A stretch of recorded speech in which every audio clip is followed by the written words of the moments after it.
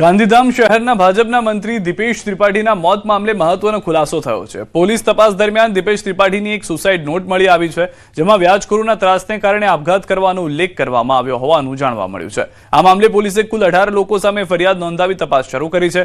મળતી માહિતી મુજબ દીપેશ ત્રિપાઠી ધંધામાં નુકસાન થતા આર્થિક સંકટમાં આવી ગયા હતા।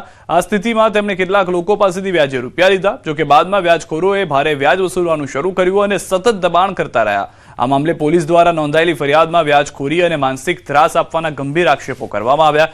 જોકે પોલીસનું કહેવું છે કે તપાસ પૂર્ણ થયા બાદ સમગ્ર ઘટનાક્રમ વિશે વધુ વિગતો સામે આવી શકે છે। આ ઘટનાએ ગાંધીધામ અને આસપાસના વિસ્તારોમાં ભારે ચર્ચા જગાવી છે।